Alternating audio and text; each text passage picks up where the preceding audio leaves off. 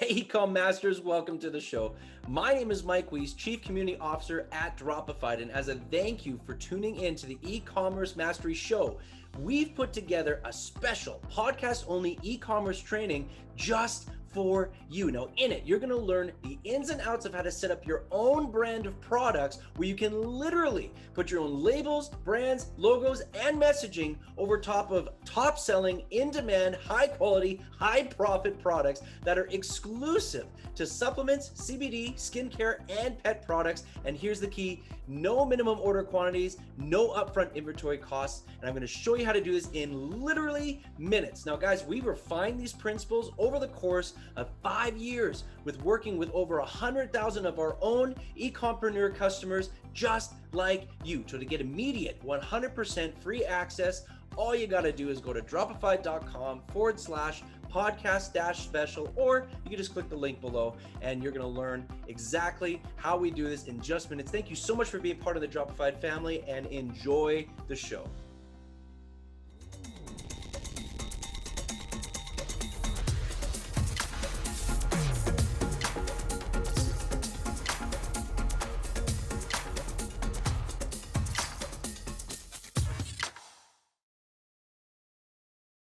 Welcome to e-commerce mastery. Guys, I'm so excited. I'm so excited today. Why? Is because I am talking with a guy that so many of you have been asking for, and he has been so selfless in saying, let's jump on, because he knows what we're doing. He knows what we need, and he's here to give it to you. And guys, I just want to welcome Hernan Vasquez. And again, I'm going to give you a nice little intro here, Hernan, but you know what, man, so excited for today's episode. So excited to have you on the show. Thank you, man. Thank you. It's really good to be here. I'm really excited to be here too. Cool. So guys, if you don't know who this man is, turn on your computer and then you'll see him. But Hernan Vasquez, he's the founder of Hernan Vasquez Media LLC, which is an invaluable online educational resource and consultancy that helps small to medium-sized businesses like yours go through paid media expertise, sales funnels, email marketing processes, the works. Like he has just done a fantastic job. As well, Hernan is a veteran. He has over 13 years in building multiple seven-figure businesses. He is the absolute amazing traffic guy for Frank Kern, Grant Cardone. And in last year alone, he spent over $7 million last year just in media buys. And guys, you don't do that unless you know what you're doing. Otherwise, you're just giving, $7 million to somebody. He's been featured on amazing platforms like 2 Comma Club, Founder, First 100K, Entrepreneurs on Fire, Marketing Matrix, MSNBC, Entrepreneurs Ignited, Diggity Marketing, Yahoo Finance, and way more. This guy is no veteran to podcasts, no veteran to shows. And you know what? But we're not just going to get the same thing that sometimes he gives to other shows. We are diving right in because he knows exactly who Dropified is, what we do, and he has some really, really cool stuff. You can also find him on hernanvasquez.com. Hernan, based in Miami, Florida. Man, I am just like super, super excited for you to be a part of this. And everyone who is listening, you need to tune everything else out and seriously give us your attention for this. Get a pad and paper out and or get your notes ready on this thing. It's going to be a lot of fun.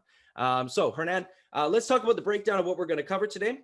First things first, I want to hear your story. Actually, I know your story, but I want our guests to hear your story. Rags to riches. We want to hear all the great things that you've done from when you just got started to the success that you're seeing now and the future ventures that you're doing. After that, we're actually going to dive in and discuss today's most effective marketing hacks for those startups and medium-sized businesses who own and operate an e-commerce business just like our listeners, but they don't have the $20,000 or $30,000 a month to invest into marketing agencies or into marketing. So we're going to give you the most effective marketing hacks that you can get started with right now. Finally, we're going to give everyone who is listening the number one traffic secret that you need to have when starting your own brand. And we're going to give you this amazing lever that you can pull, start, take action today, and work towards the results that you want to have starting today. Then we're going to wrap it up. That sound good? Sounds perfect. Awesome, Yeah. dude. Great to That's me. sweet. Cool. Well, I'll tell you what, Hernan, let's just dive in. I want to hear your story again from your lips. I've heard it from podcasts. I've read it online, but I want to hear it from you, man. Where did you come from and how did you rise to the success that you are seeing today? Well, first off, thank you for the introduction. Wow, that was something. That was amazing. So thank you. I really do appreciate that. I was born in a third world country. I'm originally from Buenos Aires, Argentina, South America. And yeah, I've been doing this digital marketing thing for 13 years now, and it's been quite a ride. I left my day job 13 years ago, Wow. and and from that point onwards, I never looked back. I jumped ship without a net, like definitely at that point 13 years ago, I was still living with my parents. So I was like, okay, this is the time to do it. If I don't do it now, if I don't go on my own right now, then when, right? So I was doing human resources back in the day. I was doing recruiting and interviews and all that. And I left my day job. And then 2 weeks later, my boss, my old boss, called me and he said, "Hey, dude, I need you to do this same thing that you were doing in-house, but as a freelancer now. And then I'm going to pay you, I don't know, 10 times more." So that was kind of a thing. And he was kind of pissed because he's like, I had you here, now I let you go, and now I need to pay you 10 times more. But that was cool. But what he told me is that in order for you to get this gig, which was a big recruiting gig, they were getting a lot of people in, you need to put together a website. And I'm like, for our department or whatever, you need to put together a website, a proposal. And I'm like, okay, cool. Yeah, sure. Why not? And then I had to go out there and learn how to put together a website for that gig. And that first website was a WordPress website. And I'm not a coder. I do not know how to code. And, I had to learn how to do hosting and how to put together a WordPress website and get a domain and hook it up with the hosting. So all of that stuff. And then 2 weeks later, I had the website ready and, got the gig. And I thought to myself, well, this is pretty cool. I could do it a little bit more often. So I started offering that to some contacts, friends and family and whatnot. They say, yeah, sure, build me a website, whatever. And that was kind of my first freelance / online thing that I was doing. And then I moved in with my girlfriend to a city called Cordoba here in Argentina. And we moved in together. And I was still like doing websites for clients, and she got a day job. I didn't. And, and I was still pursuing my quote unquote entrepreneurial dream, whatever that was at the time. And I remember that things got really, really tight at that point. They got really, really tight, financially tight, because again, she was the only one bringing in home, money. I was doing websites and whatnot on the side. And then at some point I had to choose between heating up the house or putting food on the table. And, if you picture Argentina in a map, it's really south. So, things get really cold. But anyways, that was a learning experience. And I went in Fiverr.com. I discovered Fiverr.com back in the day when it was like only things for $5, right? The $5 contracts, right? Oh, man. Yeah, for sure. Everything for $5. You weren't able to get, like, right now you can get logos and you can get websites designed for $200, $300. Sure. Back in the day, it was only $5, and I started writing articles for people. But didn't Fiverr actually charge $1 or something? So you weren't even getting $5. Like it's like they shaved off 20%, right? Yeah, I was getting $4. Oh man. Yeah. So I was getting $4 per article, but it helped me put money on the table, whatever. Sure, of course. So, I just did it. And I was handling my computer, trying to churn out as many articles as possible and whatnot.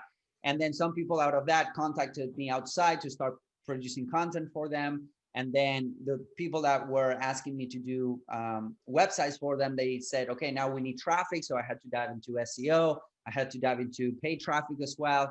And, based on SEO, I met this group of people that, we started our own first company. They were my first partners. Semantic Mastery is the company's been from 7-8 years. And, that we bootstrapped that company to 7 figures. It's an information product company. And, at the time, we didn't know what we were doing, but we started selling an info product on how to automate your SEO using IFTTT, IFTTT.com. Oh, wow. So that was our first info product. And, that's how I went into SEO. And then we needed to drive paid traffic to actually sell that product. So I had to go out there and learn Facebook ads. So my story is a lot about learning and a lot Yeah. about networking, I would say. And so yeah, that's basically how we got So here. so then, I mean, let me kind of maybe fast forward just a little bit. So I love this, by the way, and I love the fact, and anyone that doesn't know, kind of where you are right now, you're someone in your 30s, you're making over, I think, $1 million a year in revenues is what I had read.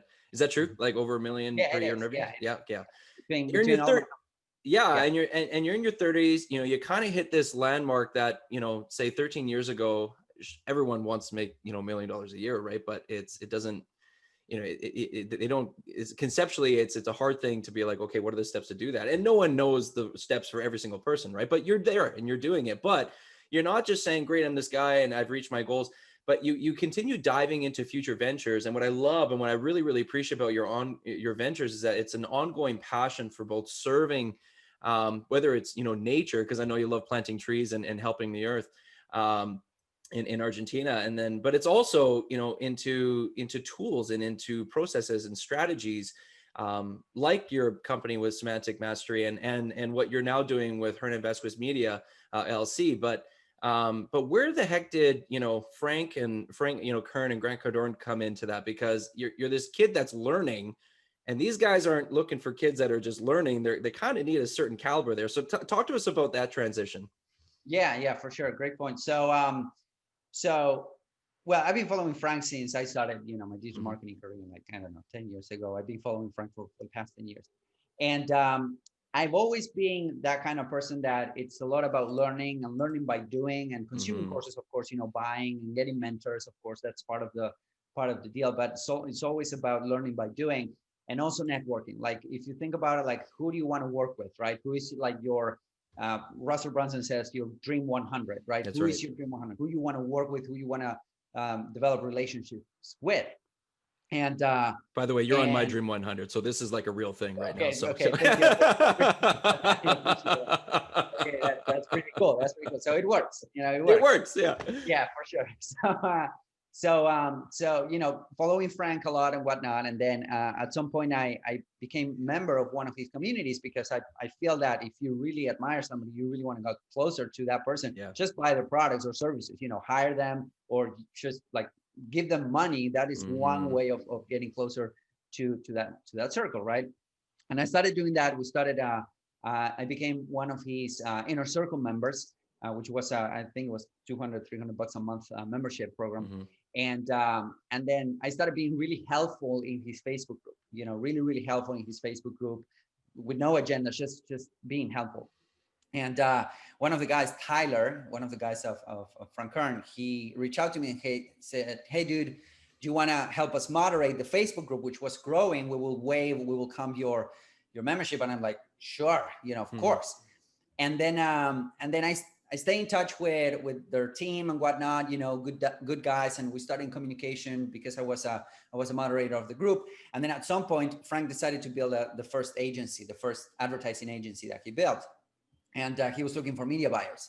Yeah. And at that point I had, like, I don't know, maybe 4 years of experience or 5 years of experience buying ads on Facebook. And I'm like, I want to be part of this. Right. So he hired me and I was, part of this initial agency, and we were doing well. I was running ads for his clients. And then his CMO stepped out and I kind of filled in that position. So I started running ads for all of his clients, like his personal funnels and all of that besides the clients.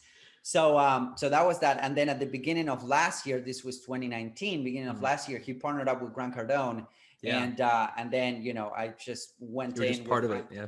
Yeah. And then I was part of it. So, and then during that entire year, during 2019, I was consulting with Grant's team, running ads for for some of Grant's funnels, the agency that they were building funnels. So, it was kind of a lot of networking, but also a lot of being helpful, just without expecting anything in return, and trying to get in these guys' radar, which, it pays off, because if you're giving them value, then, these people are like always looking for A players, right? Yeah. And looking for people that have maybe soft skills, like, and that they want to go ahead and excel, and they're hungry and whatnot. So if you are ever in that situation where you need to move forward, when you need to network with bigger players and whatnot, just show up and be super helpful and Mm-hmm. solve problems for them. That's, I think, one of the best ways to do this. So I love that, man. I love that. And you know, what I really love about this is, I mean, what I'm hearing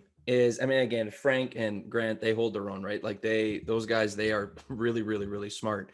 But a part, I believe, of what makes very intelligent people intelligent, it's not because they were born that way. It's because they surround themselves with people like you. And when I'm saying like you, I'm talking about like assets. You know, they're talking about they want to bring people to them that they don't have to give necessarily direction to, but people are willing to come to them and have just really bad ideas, because in the midst of the really bad ideas is the golden gem. It's the disruptor. It's the thing that no one is talking about right now, or maybe only a few people have ventured on. But it takes kind of filtering through all that, and you need people that kind of have the cojones to do that, because if you have people that are like, oh, Mr. Grant or Mr. Cardone, and not Mr. Grant, but is it Mr. Cardone? I don't know what to do. It's like they don't want people like that. They have enough that they're dealing with, right? And so I say all that because this probably, it sounds like, gave you, you know, in all of the learnings, and you sound like a really, you know, like you're a learner. You just like want to continue, you know, jumping into new territory and learning. The knowledge bombs that you probably got out of this thing, and the experience that you got out of that season with, you know, the Frank and Grant, when they came together, and to be honest, 2019, they exploded in 2019. They got huge in 2019. I mean, they were well known beforehand, but they were really well known after that. And you're part of that team that helped cultivate that. And so it's not that you helped someone succeed, it's you all succeeded. And there's a culture to that. There's a, like you had talked about value, like there's a different way of thinking. There's a different way of approaching things like content, or things like, you know, media, or you know, how to, or brand, you know, that produce things like value, because that's just a part of your culture. I don't know. I don't want to speak for you, but is that close? Like, is that? oh yeah, 100%. Yeah, the teachings, if I were to do it again for free, I would do it. Sure. Completely, 100%. Sure. You know, just for the learning experience and being close, and you know, proximity and all of this stuff to these A players, to these people that they really dominate, and they're really you know, the best at what they do. If I were to do it again, I would do it, you know, for free. Just for the learning. Yeah. All right. So Frank and Grant, when you're listening to this, just know contract renewal is on the table. There's a lot less zeros. No. Okay. Anyway, yeah. Right. It's like no. So, but let me ask you. So this is great, and I love hearing this story. And a lot of folks are maybe in, you know, they're kind of seeing the end of this now. They're seeing the results of this now. But maybe where they are, in your story, but where they are is they're kind of at the beginning, or they're maybe in the middle, and they're kind of in that frustrating part of learning. You know, learning's fun, but there's always that frustrating part of learning where you're like, oh my gosh, why is this not working? Like, I don't know what else I can try. And you research, and you start getting in the mess of it. So what I want to give you are the 5 questions that a lot of our viewers, I don't want to say most of them, sorry, I don't want to say all of them, because some of them have already figured this out a little bit, but a lot of our viewers that are in that frustrated learning stage have, when we're talking about their own e-commerce stores and branded products, and what they would love just to get a clear answer from a guy that has mastered this craft, or is mastering this craft at an accelerated rate. Is okay. Can I just jump in and we can hit some of these questions? Is that cool?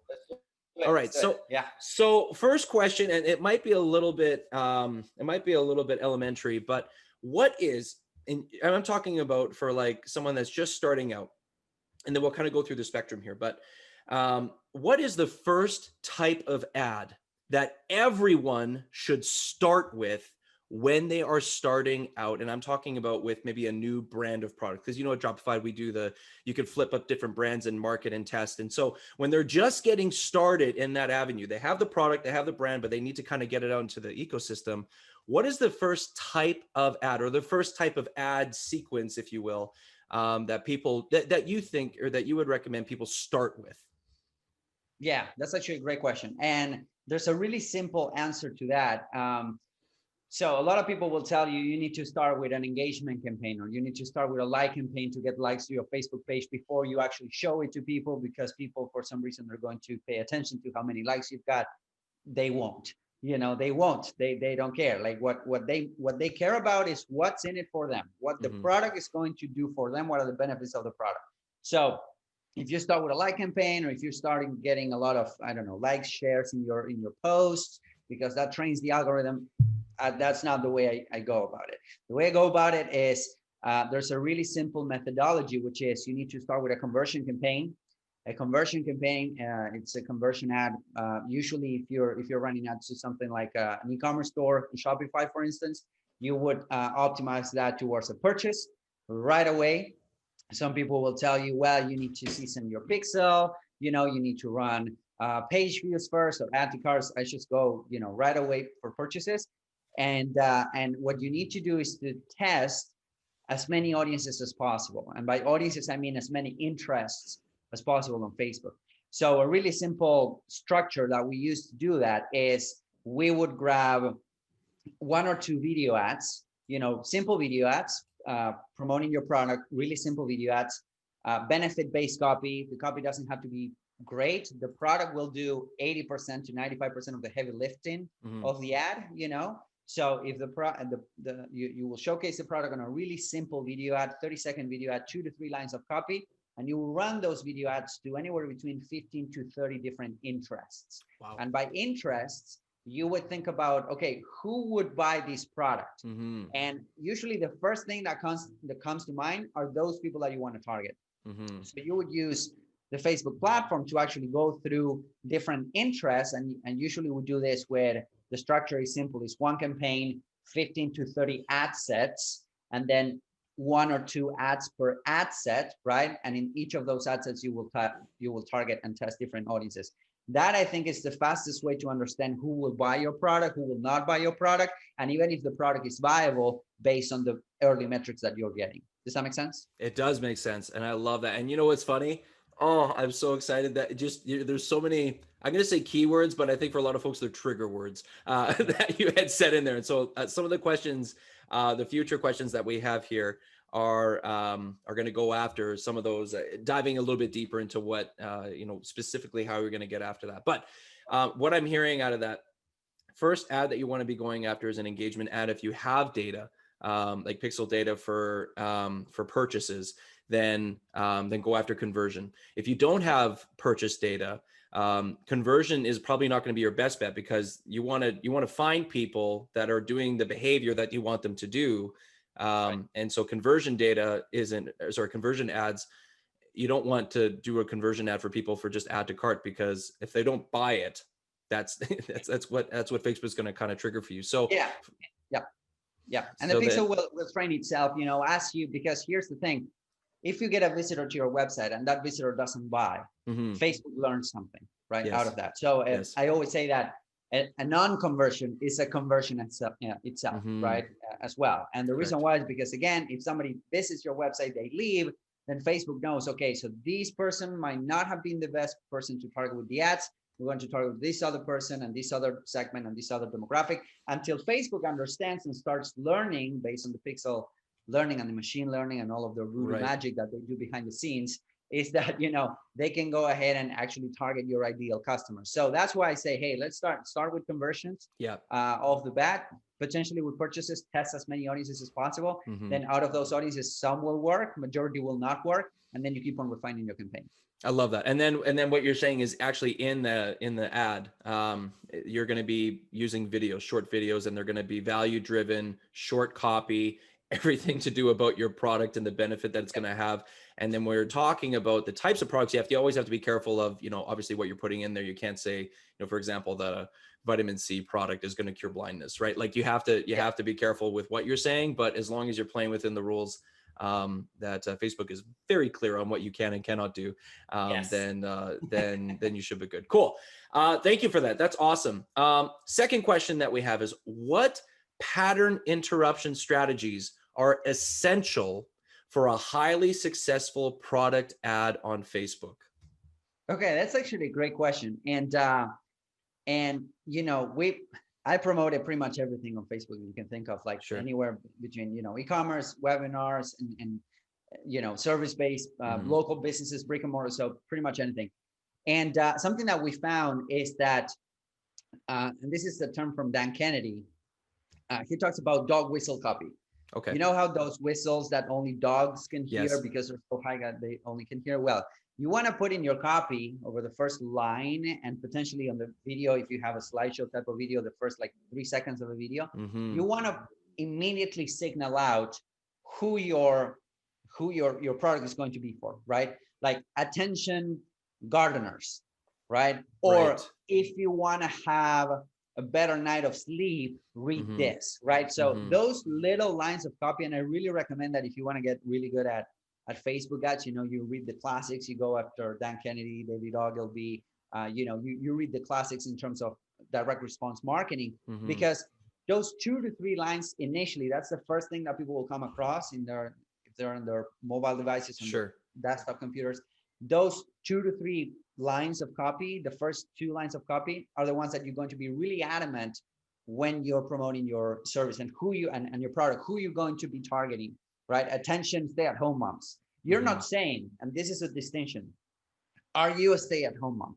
Because that is something that can trigger the Facebook algorithm in terms of something called personal attributes, right? So do you feel bloated? That is a no-go. But if you wanna frame it from a positive perspective, if you wanna feel more energy in the mornings, read this, right? So that line of copy, and that is something that you can also apply to your video. That line of copy, benefit-based line of copy, can make all the difference. Oh my gosh, that's amazing. Because I can't tell you, even in my own tests, you know what you just said, like, RUA. I can't tell you how much I've done that, and I have like so little performance on those. And you know what? I'm gonna go ahead and try. I'm just gonna go ahead and switch them up and try them out. Yeah. That's if you put an awesome. if in there, if you put an if, like if statement, it usually gets shut down less. Like, if you're a stay-at-home mom, read this. Will get shut down less, and it might increase performance than if you put, are you a stay-at-home mom? Sure. So it's just a simple tweak, but it works. Wow, man, so good. And it's so dumb because it's like, I bet there's a lot of people that me are just like, come on. Like, I wish. Anyway, but this is good. All right. Question number 3. Now I love this because I feel like you're just going to go off on this one, but so everyone get ready. But how much and what specific valuable content should folks focus on creating before they ask for the sale? So do you want me to read that one more time? Or I totally get it. And it's a beautiful question. It's a beautiful question because I think that most people are going for the kill right away, right? And that's good when you are running direct response marketing and whatnot. But the reality is that what we have seen, what I've seen after working with guys like Frank and Grant Cardone and whatnot, the whole strategy is about content. I think that they put on Grant's profile, they put something crazy like 6 or 7 posts per day on Instagram. So they're all out on content, Yeah. And here's something that we have found is that initially, if you're starting out, what I would recommend is that 80% of your budget, anywhere between 70 to 80% of your budget, should go to testing products, testing audiences. That should be your goal. And you do this by running direct response conversion campaigns to cold audiences, meaning people that they do not know who you are, they haven't heard about you, Now with the 20%, the 30% remaining, and that is something that if you have established brand and you have hit a plateau, this is something that can help you out. With the remaining percentage of your budget, we would run, on some cases, we would run video views campaigns. Right. And video views campaigns with helpful content, not just promotional content, but with helpful content. And the reason why we run video views campaigns is with the sole purpose of building audiences on Facebook. So we can actually grab a 5-minute video of a product, or of an unboxing of a product, or a review of a product, or really helpful content about a product. And we can run a video views campaign to our ideal demographic. And we can get rewarded by Facebook because Facebook rewards those type of advertising that keep people within Facebook, right? Facebook, they don't want you to go out of Facebook. So the more you keep people within Facebook with advertising, the more you get rewarded, right? So video views ads achieve just that. So they're cheaper to run that conversion ads. And then we can also create something called custom audiences on the Facebook dashboard. based on consumption. So let's say that you have a 5-minute video, Like 25, 50, 75, 90. Exactly. So we would do Holy smokes, that's smart. Yeah. So if you have a 5-minute video, we would do all of those. We would do 25% video viewers, 50%, 75, 95% video viewers. And you can imagine that if somebody's stopping whatever it is they're doing on Facebook and consuming 95% of a 5-minute video, which is like 4.5 minutes, right? It's eternity. Yeah. It's a long time, specifically on Facebook. So you're not on YouTube, on YouTube, that's normal. Like people will stay a long time on you, but not on Facebook. Facebook is a completely different mindset. So, so what happens is that then we can retarget those people with offers, and what we will figure out, what we'll find is that while that two-step approach can be a little bit more time consuming because you need to build the audiences and then retarget them. What we find is that the average order value of our funnels across the board, e-commerce, service-based increases. The lifetime value of a customer increases as well. Wow. Well, and the cost of it is cheaper because you're running retargeting, not necessarily conversion ads, because it's not exactly. Holy smokes. So you must be paying then cents on the dollar versus running it through Facebook's, AI algorithm for conversion ads that are driving them off site. You're keeping them on Facebook, which they love. Holy smokes, that's really smart. Yeah. So then let me ask then, and again, this is one of the questions, this is just for me and for every one of our listeners. Okay, so with Facebook kind of advancing their marketplace now, for e-commerce business to be able to sell actually on like create store and store platforms and whatever. I was at a summit where Facebook did this big thing where how they're opening up their e-commerce platform for e-commerce stores just because of the sheer volume of new stores. Do you, now I don't know how much you know or have played with that yet, but what would be your guess on the reward of driving instead of those retargets to off Facebook, but to that internal Facebook store, which is super easy to set up? Do you think that would have a higher, that Facebook would reward you equally for that? I think so. Yeah, I think so. I don't have a lot of data to actually say, I mean, we've seen a decrease in CPMs, but if we follow how Facebook has and Facebook, Instagram, right, how they had behaved over the past couple of years, wherever you run messenger ads, engagement ads, lead generation ads, like lead forms within Facebook, usually your CPMs go down. So I would say, hey, if you're retargeting people that didn't buy on your store and you're sending them to your Facebook store, I think that you will get rewarded. Even if you're transacting only within Facebook, I think that you will get rewarded. I think that those are great news for e-commerce. I think that integration between e-commerce platforms and Facebook is getting more and more seamless. Like people can buy from you on Messenger now. They can send you money for a product. They can track their delivery on Messenger. So I think that Facebook is really going into the e-commerce. So there's going to be a massive amount of opportunity in 2021. So that's awesome. That's awesome. Okay, cool. So I have question number 4. By the way, that was excellent. Excellent. And if anyone that is listening to this, if you missed even like one sentence of that, you got to go back and listen to that again. That was unbelievable. Okay. Question 4. So, okay, this is talking about lists. So sorry, not lists, interests.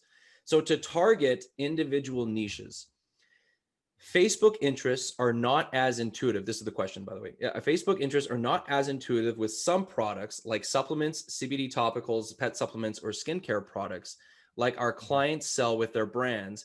How do you find niches that you need to, I'm assuming audiences then, or interests, that you need to find with these frontline limitations?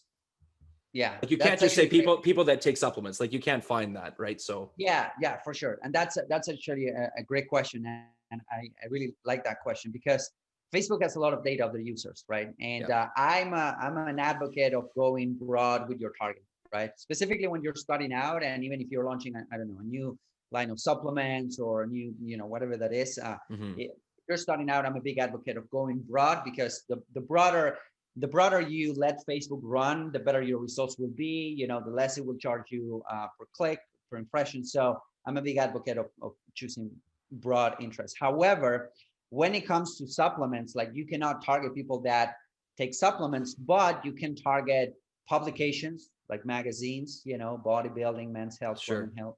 You can target industry figures, like you can target Like health bodybuilders. figures. Yeah. Yeah. Yeah, Ronnie Coleman or whoever. Right. Like you can target these guys.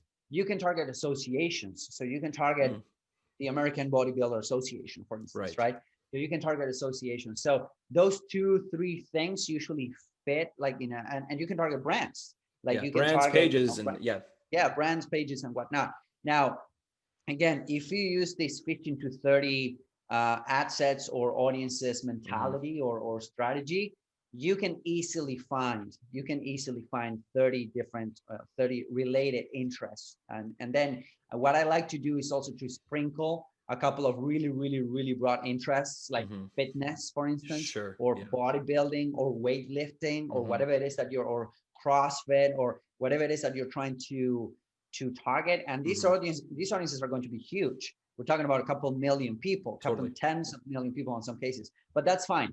I'm not entirely worried about that. Then you can go into targeting later on. I think that Facebook has become less and less a targeting game and more a creative game, right? Like since all of us have access to the same marketplace, the same inventory, the same timelines, the same feeds, and you and I are probably targeting the same people, right? With different products. I think that whoever gets the most attention with their product and with their creative wins.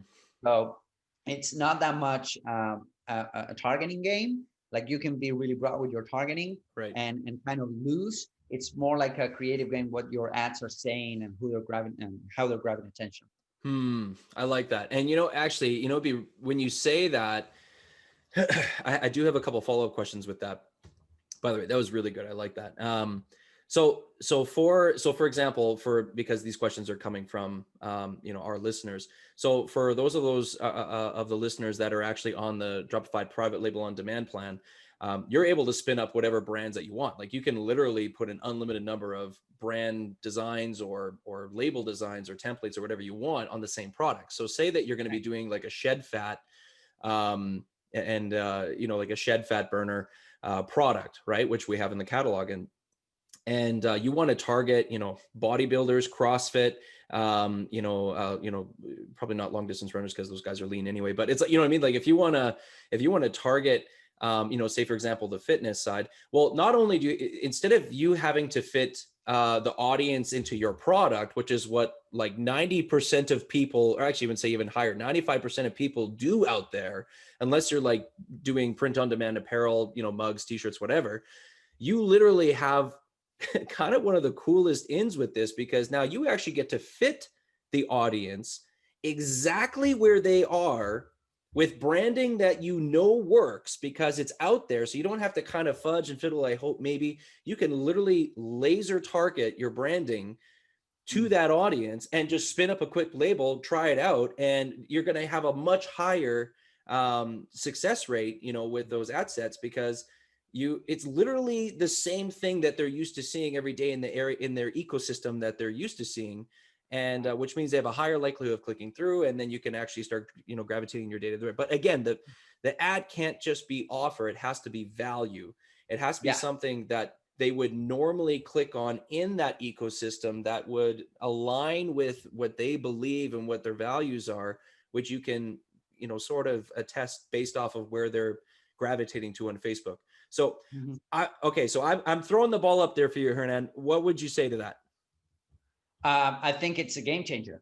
I think that's something, something that when you can combine private label with on demand, I think that's a game changer, because now you can say, okay, now I'm going to target CrossFitters, and now I'm going to aim and by the way, if you crack the code on one of these verticals, like the supplement niche is huge. It's huge. Tens of billions of dollars. You only need a slice of that pie to make a killing, right? So if you can target CrossFitters with a supplement that is specifically for them based on the label that you're going after, I think that's genius. And I think that's a game changer. In fact, I've been looking for something like that for a while. So that's why I was saying that, we should have a conversation after the show. Absolutely. But, absolutely. But yeah, that I think that can be a game changer. And I think that can be really friendly with Facebook advertising, because you know who you're targeting, and you know what your message should be based on, what probably competitors are doing and whatnot. But I think that's the game changer.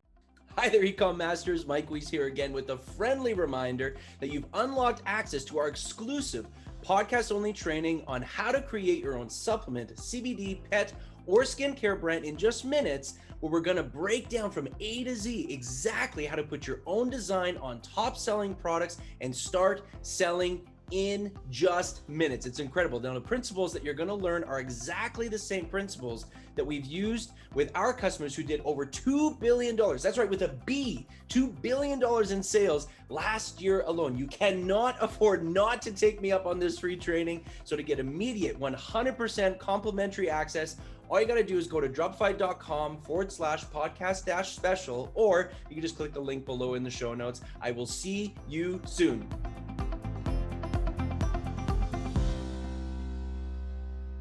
That's great. And if I can, I just want to hit an adjacent line there. And then there's another layer of question here I have for this. So we talked about supplements. Now there is this wild west of CBD, and I'm not going to ask you to say anything you don't feel comfortable asking, but I know that CBD topicals are good, like not good, but like they're permitted. And it's FDA is allowing it to be a little bit more like not relaxed, but they're giving more and more permission for things like CBD topicals. But how the hell do you do it? Like how now that you take this, what we're talking about with to be able to, throw out whatever brand that you want out there, how do you actually target folks, with this, like with your different CBD topical brands, without, safely, let's just put it that way, safely. Yeah, for sure. And that's actually a great question. So CBD, and this is based on conversations that I've had with my reps, Sure. on over the course of several months. They started with a hard no, like you couldn't, like a couple months ago, I think it was like 6 or 8 months ago when, the CBD was getting really, really popular. Yeah. CBD topicals and different products infused and whatnot. They started with a hard no, like we're not going to allow it. It doesn't matter which state you're in. It doesn't matter what the Supreme Court says. We're not going to allow it. Right. Then they have been, because there's a huge market, there's a, bigger market. They have been slowly approaching that from the perspective of, okay, we're going to allow it on a case-by-case basis. So it started being a banned niche, close to marijuana or other drugs or whatever. Right. Now it has become a restricted niche. So a restricted niche basically says that you can run it with some things to have in mind. So the beauty of having your own brand is that you can make it work with Facebook, even if it's CBD. So for instance, anything that shows, the leaf, the plant leaf, that's a no-go. Anything that talks about THC, that's a no-go. But you can actually work with the brand now and with what you're saying in the brand so that you can actually make it friendly. So a lot of people are, like when we're targeting people for those type of supplements, we're targeting people that like wellness, well-being. Sure. Some people are in fitness, some people are in yoga, meditation, mindfulness. Some people that are in self-healing, for example. Self-healing is actually a targetable interest on Facebook. Mental people health, are natural health. People that are into natural supplements, natural food, veganism, vegetarianism. So those are interests that you can go after that will allow you to promote your brand. However, if you have any doubts, I would suggest come up with a brand or come up with a label and just go to Facebook, like go to their support and ask them either via email or chat, ask them, hey, can I run this before you actually go in? Oh, and then sick. Yeah. So simple. So I mean, ask before you do it, right? But so you don't get shut down. And they'll do that. Okay. So you can ask the support team and they'll you can actually So they've been getting better. Like we're just off the election season. So they've been swamped. And then we're going into the Black Friday, Cyber Monday season. So that's going to be a high demand. But if you wanna make sure that your brand is going to be accepted, that your label is going to be accepted, just ask them. And if you Google Facebook support or Facebook chat, usually the first or second result that comes up, you can actually chat with them or send them an email saying, hey, I'm planning on promoting this. And then in some cases, you will need a written authorization by the person to say yes. So, they'll send that over to you. And if not, they'll tell you, hey, these are the amendments that you need to make to your label to allow us. Which are easy because if you're controlling the label and you control the brand, it's just click, done, and you're up. Yeah. Wow, man, that's crazy. Okay. Before I move into this next layer, and dude, by the way, I told you this is going to be where we're going to study because these are like the 5 questions we always get. And you've just been doing such a great job. And thank you so much for this. But if you just needed to pause and holy, I need to just digest, it's okay. Go back, listen to that again, because this next one's going to throw you for another loop. So, you talked about earlier about having a more of a broad strategy when you're focusing on your, just on your ads, right? Because broad makes it, cheaper per click. And yeah, you had listed the advantages for that. So how many layers deep then would you go, like, the and or, right? So if you're saying, I want people that are in fitness, I don't know about you, but for me, I would never just throw a supplement out there. Just anyone that likes fitness, because I'm like, holy smokes, like it's just so big. It's like saying all of America. You know what I mean? I want to, because everyone can take this supplement. I wouldn't do that, and I've done that. That's why I'm saying I wouldn't do it again. But how many layers deep do you normally have? And there's some strategies out there where people would say, there's 30 interest, but I would do a healthy, like, your testing should be on like 3 layers deep and doing 10, 10, 10. Other people are saying, do 15, 15 on 2 layers. So can you talk to us a little bit about, maybe in better terms than maybe what I'm saying right now, is what am I saying when I say layers deep, and really what does that look like when we're trying to really hone in on this niche? Yeah, that's a great question. So that's basically called the flex method, and flex method by Facebook terms, and it's basically layering an interest on top of another one, right? So there's when you're testing interest on Facebook, there's this little button that says and must also match. So people that like fitness but must also match XYZ. We've been doing that with one of those 2 interests needs to be broad enough to get you enough reach. By broad enough, I mean, I'm a big fan of there's this interest called engaged shoppers. It's called engaged shoppers, and it's an interest that it's signaling Facebook that people have purchased based on pixel activity over the past 90 days. That is one interest that you can layer on top of anything else that you're testing. When it comes to layering, again, I'm a big fan of broad targeting, but if I find an interest that has, I don't know, 100 million people, like fitness, for instance, or healthy lifestyle or something like that, that is still 100, 110 million, then in that case, I might layer that with engaged shoppers. That's one interest that I like to use. The other interest is Facebook payment users over the last 90 days. That's another interest that you can try. Wow. But it's usually like a really, really broad interest, 100 million plus people. And must also match the other interests that you're targeting, like bodybuilding, right? So you can go after bodybuilding as an interest. You can do bodybuilding.com. You can do Ronnie Coleman. So you can do all of these different interests with engaged shoppers. And then at the end of the day, you will end up with a list of 30 plus interests plus engaged shoppers that, that will allow you to narrow it. And that will allow you to actually end up with maybe out of 30, 15, 10 audiences that are really working and that are giving you, good data. Yeah, I love that. And you know what? One of the things that we really help kind of encourage, and this is why you're just filling in so many amazing gaps here with this. So for the listeners that, again, are part of Private Label on Demand and are using what we call the layered marketing strategy, where you're grabbing kind of the design that's working and you're deciding to hit different audiences. Well, you're it sounds to me, because I know about the demographic ones, layers that you can put that you can put in there. So if you're trying to, do something like joint support, or fish oils or something like that, and there's going to be a lot of different demographics that can, appease to that. But you can then spin up a quick label and say, I want to try this label out with a man, woman, black, white, Hispanic, whatever, right? And like you just get all your different, ducks in a row there for your testing, throw your split tests out there for that audience. And you can just say, hey, I want a demographic of, folks that are, into these, like you had said, interests, that they're, they have the engaged payment customers, payment customers, is that shoppers, engaged shoppers, paid maybe in the last 90 days and or Facebook payments in the last 90 days. And then you can hit, I want to hit these age demographics, right? And even though it gets a little bit more, niched or I'd say niched, you're literally, your label is about that 65 plus or that 30 to 55 or that professional woman or that college person. And you have literally created all these different label designs, literally targeting any of these demographics or interests that you're going after. and then you can test, right? And you can test really, really, really easily with the same types of budget. I'm not going to get into different campaign strategies and whatever, but because that's just a whole nother thing. But just, I want folks to understand, like what Hernan is talking about right now is the absolute, it's not just the strategy of layer marketing. He's talking about the actual vehicle that you're going to use for being able to throw custom stuff, like custom labels, and literally provide people, I would just say, maybe an experience that makes it feel like it's just for them, because that's exactly what Facebook is about, right? Is I want content that feels like it's just for me.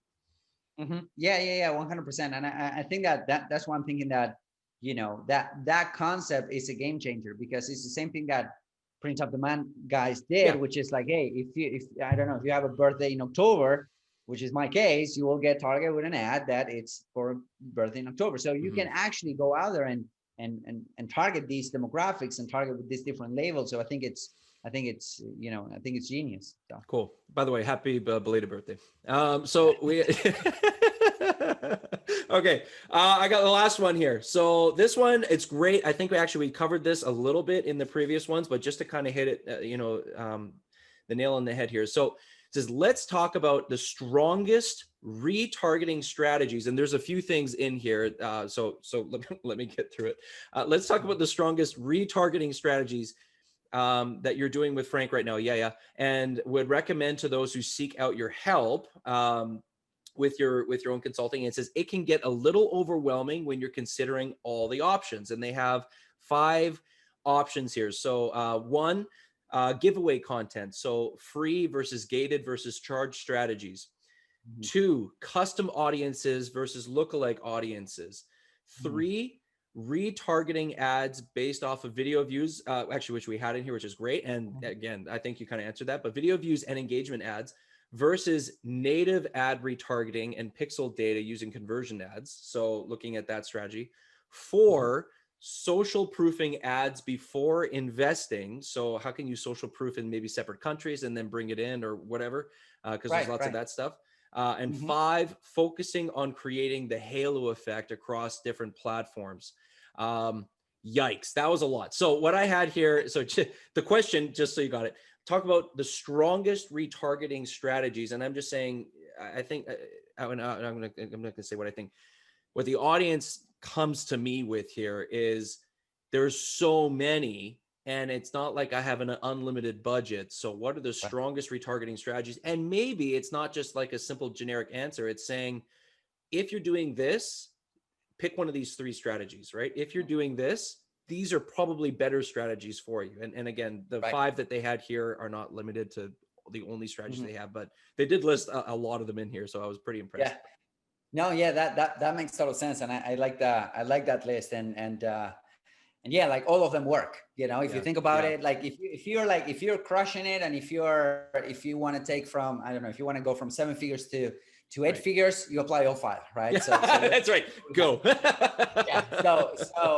if you're starting out, there's a couple of things that you need to consider. Like we talked about, that 70 to 80% of your budget should go to direct response marketing, and then 20 to 30% of your budget should go to building audiences that you can then retarget to. If you keep that ratio, and that's a ratio that I would recommend for anyone that is testing brands, that is, that is doing okay, but they're trying to scale and whatnot. Just to keep it like super, super simple. Of course, you would retarget people that consume 25, 50, 75, 95% of your content to an offer. And also there's another retargeting strategy that I love for e-commerce stores, which is abandoned carts, right? People that hit that cart, but they do not buy.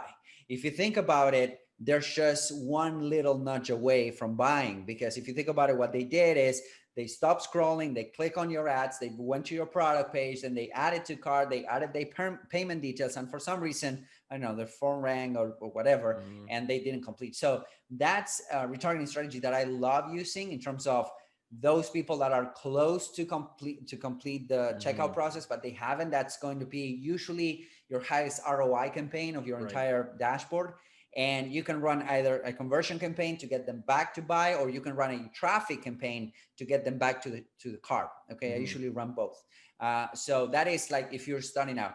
Now, if you are a little bit more advanced, let's say that you're making, I don't know, 5 figures a month or something along those lines, and you want to push the envelope there, then on that case, the branding and the halo effect is going to be part of your overall strategy as well. So probably you will need to reassess.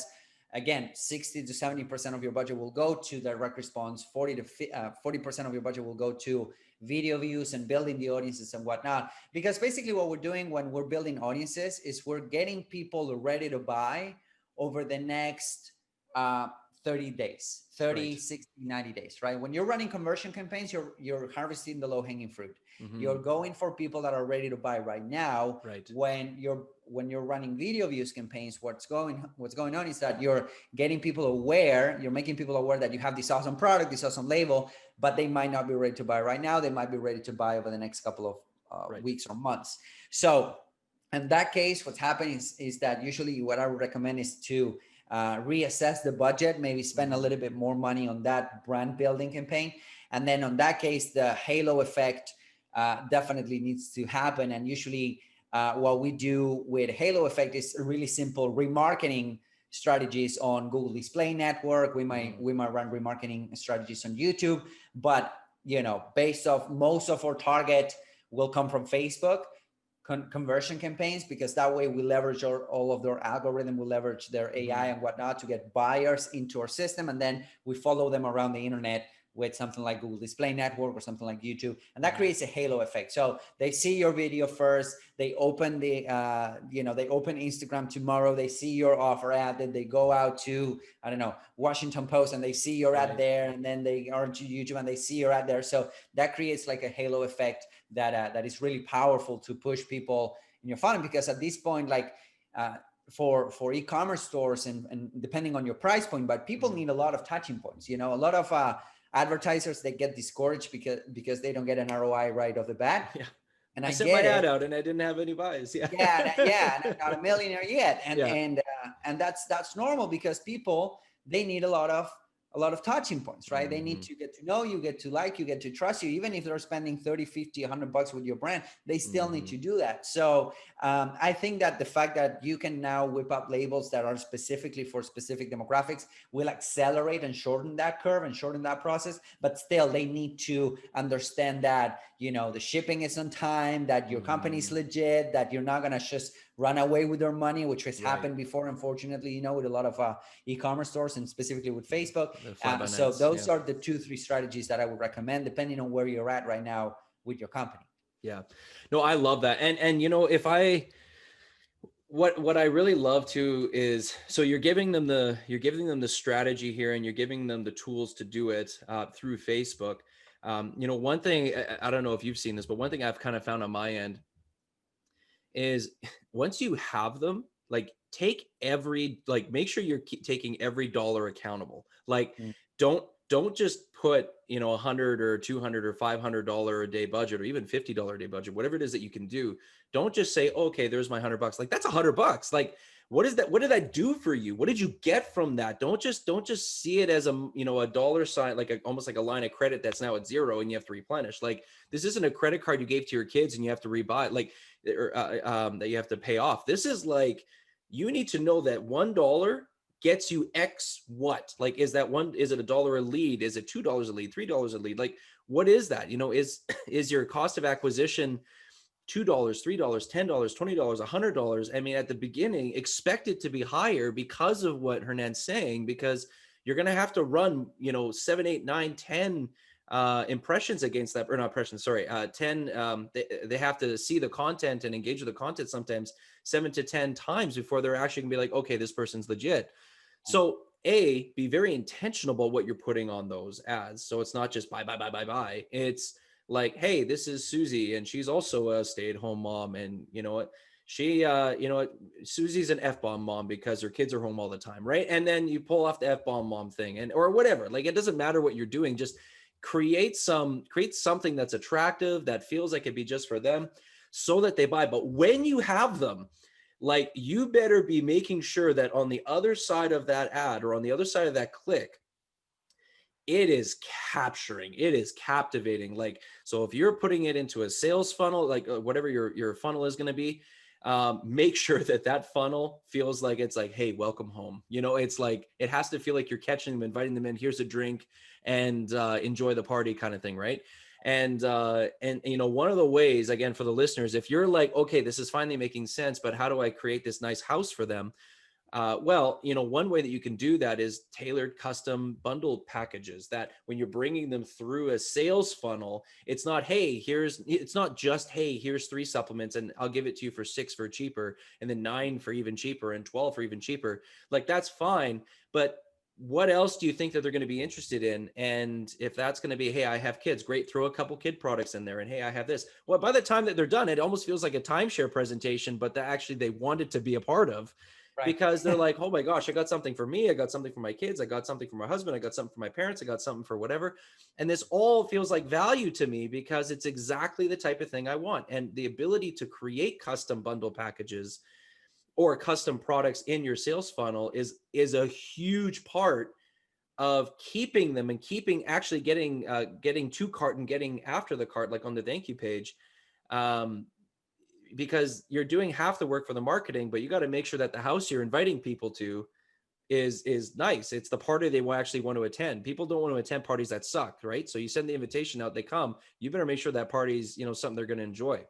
Right. Right. Yeah, for sure. For sure. And I love that. I think that, you know, a lot of e-commerce store owners and people that are launching their e-commerce store, they're kind of struggling with that fact that to make their money back, because they are focusing strictly on the front end sale, right? The first sale that they get, I need to make money fast, and I need to you know, make $2 for every dollar in. And let's face it, like I do Facebook ads, and there's a lot of hype around Facebook ads. You know, there's a lot of make money, like, I don't know, make money in 5 minutes type of stuff. Right. And the reality is that most of your money, most of your revenue, most of your repeat sales are going to come after that first sale. The first sale is usually the hardest, right?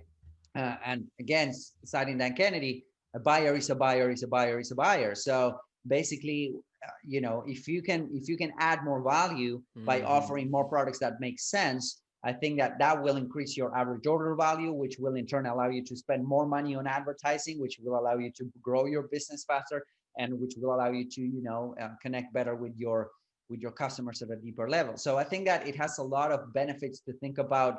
Hey, I'm not just putting an e-commerce store to make a quick bag, to, you know, to just sell this thing, this gadget, this quick thing, but actually what I'm doing is I'm building a business. So what else can I offer these people that will add more value? So I think that's pretty powerful. I love it, man. I love it. Well, guys, we asked Hernan to give us the #1 traffic secret that you need when you're going to start your own brand. There's already so much gold in here, guys. So again, don't even add more. If your cup's over and you're flowing over, and you just need to pause and digest, and it's okay. That's the point of podcast shows sometimes, right? But we did ask for the #1 traffic secret that you need when you're starting your own brand. But before we get into that, I just have one last question here for you, Hernan. What do folks need to do when an offer or an ad that they're working on, or an ad set, fails? Because people, you know, can get married to ideas and they can get stuck trying to wrap it in something different, but ultimately they're selling the same thing and they fail again. What do these folks need to do instead of just taking their idea and wrapping it in tinfoil and calling it earrings? You know what I mean? Like, what do they need to do when things just aren't going okay? And I'm talking about, you know, tangibly, it could be internally, whatever. Yeah. And, you know, if you launch a campaign on Facebook and it works right off the bat, it's usually a miracle, you know, so expect it not to work. So I call it, that's a lot of luck, you know, so expect it not to work, and expect it for you to learn something, get some data out of that. Usually the first couple hundred or even couple thousands of dollars that you spend on advertising, they are not going to work. I mean, it's like buying a course, an accelerated course on advertising. People are asking me, how do I learn Facebook ad? Well, you just go in and then you burn, I don't know, $500, $1,000 on Facebook ads, and that's the fastest way to learn. And but I think that a lot of people are operating backwards. And what I'm saying, what I'm thinking is that based on my experience working with Frank, with Grant Cardone and whatnot, they're always testing offers and testing products and testing messaging and testing stuff, right? So your initial investment on Facebook advertising is going to be about building an audience, building a platform so that you can test new stuff, whether it is a list or a list or a custom audience, whatever that is. But B is going to be testing offers, testing demographics, testing labels, because when you have an e-commerce store, it's like the Pareto principle. It's like the 80-20 rule, like 20% of your products, 20% of your ads are going to bring 80% of your revenue, right? So you want to find those 20%. And once you find them, then without getting married, without spending a lot of time, that's why I think that the concept that you guys are using, it's great because it doesn't take you a lot of time, right? To put together a label. So once you found that, then you start developing the funnels, then you start developing the back, and then you start developing the email sequences, then you start developing the store so that it fits the brand and all of that. So I think that the number one priority should be to test audiences, test products, test audiences, test products until you find a couple of winners, and then you start developing the funnels and everything else, right? So for instance, you guys make it super simple. Putting together a Shopify store makes it super simple to test a bunch of products. Maybe you can be profitable like that, maybe you won't, but the main point is that now you get the data so that now you can go ahead and develop a funnel, so that now you can go ahead and develop a ton of time. It happened to me time and time again. I wake up with a great idea, right? And then I turn around and I work for months and weeks on that great idea. And then I turn around and I want to sell it and nobody buys, right? So now what I do is after, building up an audience and building a list is I ask people what they want to buy, basically. Hey guys, what it's missing? What's your number one challenge with this? What's going on with that? Why are you not like happy with your results with this? And then based on that data, then I will build a product that will fill in that gap. So that's a much smarter way of approaching developing e-commerce brands or developing products than just trying to develop it or spend a ton of time in something that you don't know if it's going to work, right? And then trying to figure it out why people won't buy it because nobody wants it. Does that make sense? Totally. And I love that because most people it's funny because we in our Dropified is a masterclass course that walks people through. It's a 6-week masterclass course, and Lowell and Chase, who founded Dropified, are both just mass marketers, right? And that they say literally the exact same thing, and it's backwards, right? Because people, they're not taught that way. They're taught to build something then sell it, right? As opposed to find out what people want, which is, this is what Russell says too, right? He's like, find out what people want, build it for them, and then ask them to try it out, right? And say, this is, I kind of butchered that a little bit, but then they, but that's the point is you need to figure out what it is that what's going to work before you put all the time and effort and energy into building it. I love that. All right. Now we're going to tell you the number one traffic secret that you must implement when starting your own brand.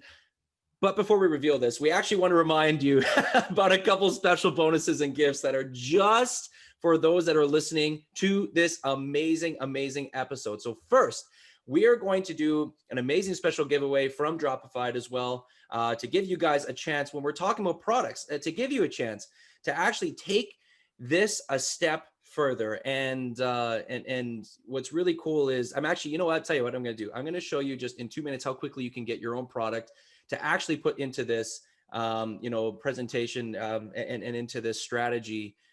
Literally 2 minutes, how quickly you can get this done. So I'll tell you what, we're going to pause the interview here and we're going to go ahead and do that.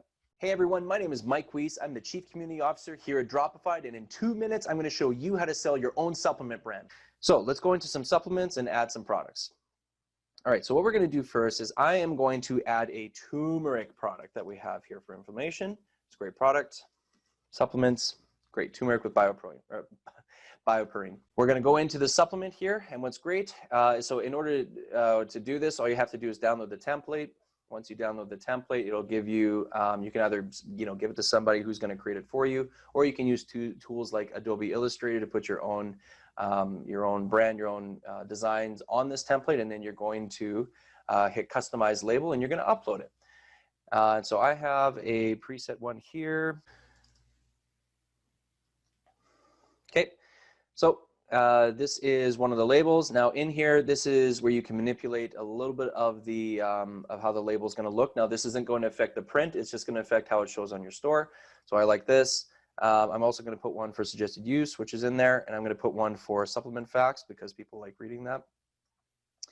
And I'm going to make sure I have a nice 3-1 in there as well. So I'm going to save those, and I select all these 4 to go into my store.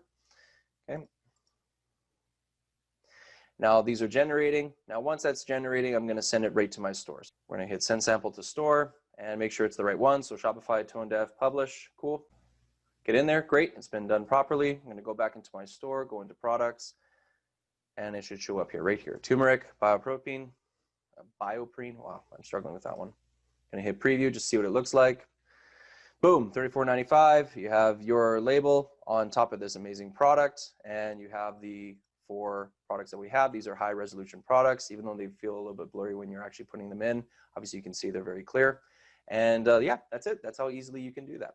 Guys, that is how fast you can do this. Literally, I had a timer. I don't know if you saw it, but 2 minutes, 2 minutes. That's as long as it takes for you to get your own label onto these top selling products. Now, again, I'm not going to just, pitch Dropified like crazy, but I do want you to know this strategy that we're talking about only works if you are able to have products that you can spin and make it feel like it is designed just for the audience that you're going after. And so, so anyway, I just wanted to show you literally how fast it is. A lot of people, they think, oh yeah, I don't want to go and watch another video. So 2 minutes, right? So here's the deal. Here's the offer that we give for Dropified. It's super awesome. And this is just for the folks that are listening to the podcast, and for anyone that's just brand new to listening to this, you get access to this amazing bonus. So what it is Dropified normally is about $2,000 a year. And what we're doing is we're cutting out the annual thing, and we're just making it $197 per month. There's no contract, there's no minimum commitment, nothing like that. So for less than $200 a month, you're able to actually get started, get your own products, and you can do that literally in 2 minutes. It takes almost no time. And then remember, you get 1 to 3 day shipping. So if you want to like spin up a label, send it to yourself, you could get that literally in 24 hours.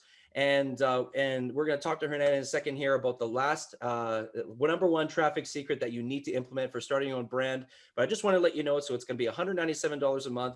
We're going to be throwing in $2,500 of bonus gifts for you. And that's going to include things like template label designs that if you suck at design like I do, these are great because then you can say, I love this design, give it to a Fiverr guy for, I don't think it's quite $5 anymore, but there are some guys that will quickly do $5 to $7 out there. And you can say, hey, here's a label. This is what I want instead. Boom, $5, $7, you're done, right? But we also throw in actually how you can do it yourself. So if you're a designer, those are great templates to work from.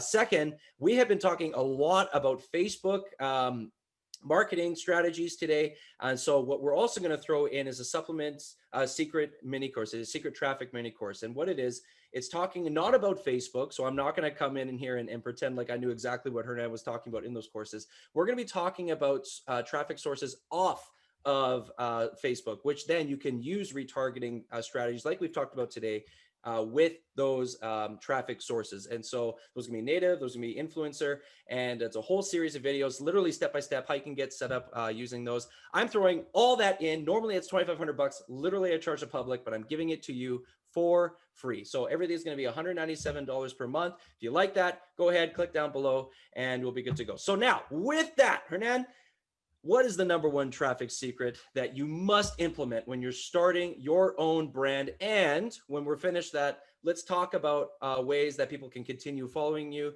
staying in your ecosystem, and what can they be doing right now to start implementing not only these amazing strategies, but pretty much everything else that's in your head. Do you have something for them? So let's talk about the first secret, then we'll jump into where they can follow up with you. For sure.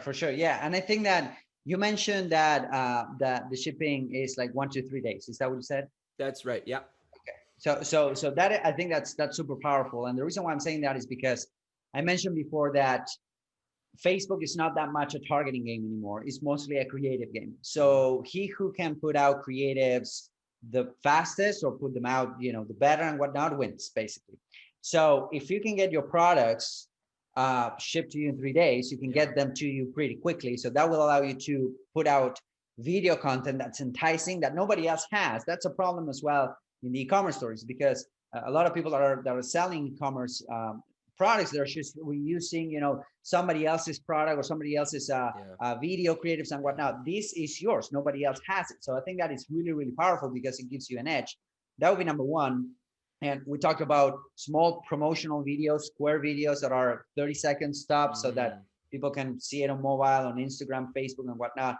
So that would be number one. But also to the same videos, not only you can run them in a conversion campaign, but you can run them on an engagement and a traffic campaign, the same video. So that way you will accrue a lot of social proof as you start getting hits to your website, as the pixel starts learning. So those couple things right there will give you an edge over the competition. Sure. Not just one traffic secret, but 2 traffic secrets. My goodness.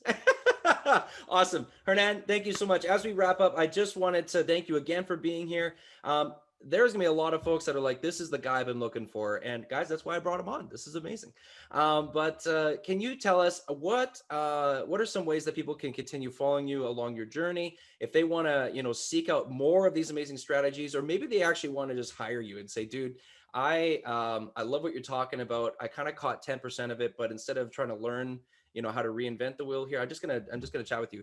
There's lots of reasons why people would want to follow you, and I highly encourage people to do that. How can they do that? Where can they go? What can they start consuming right now? For sure. Yeah. So, well, I have a YouTube channel. If you search for my name on YouTube, there's like 4 years worth of content there, a bunch of stuff, including e-commerce stuff. And there's a lot of good stuff there. You know, social media, it's at Hernan Vasquez Marketing, pretty much everywhere. And if you want to have a conversation about, you know, me potentially helping your brand, if there's a good fit, you should go to hernanvasquez.com, fill out the little form there, and, you know, we can get talking. That's awesome. And you have a book as well. Is that right? Yeah, I do. I have 2 actually. One of them is called, but one of them is the perfect Facebook ad. So I'm happy to give it to your audience. So we can set up a URL so that that's awesome. We can give it to your audience for free. Dude, that's crazy. Well, man, thank you so much. I wish I could even summarize everything that we did, but dude, there was a lot in there. That was awesome. You know what, guys, please don't pass up on these amazing special offers. You really can't find these anywhere. Please don't pass up the opportunity to use Hernan and to continue following what he's doing. Again, he's not doing this because he's necessarily paid to do this. He's doing this because he's already been paid to do this, and he's just trying to give the good news out to people using YouTube and with his amazing book. Thank you so much, Hernan. This is amazing. To everyone watching, I just want to say thank you so much for tuning in with us, and be sure to join us on the next episode. See you later. Hello again, Ecom Masters. Mike Weiss here again with a big thank you for sticking with us to the end of this episode. I know how valuable your time is, and I want to congratulate you for setting yourself apart from the pack by investing your attention into this podcast. Now, make sure to maximize this time by taking notes while it's still fresh, listening to the episode multiple times if you need to, and implementing what you have learned right away into your own business. Now, if you're looking for a little bit more training and want to learn the step-by-step methodology that you need to build the e-com business of your dreams, I want you to join me for an exclusive invite-only training that I'm only giving specifically for podcast listeners. Now, in it, we're going to share the secrets of what we've used to scale Dropified into the 2019 55 fastest growing company in America. You will not find this information anywhere else, guaranteed. To get immediate 100% free access, all you got to do is go to dropified.com/podcast-special, or just click the link below and in the show notes, and I will see you on the other side.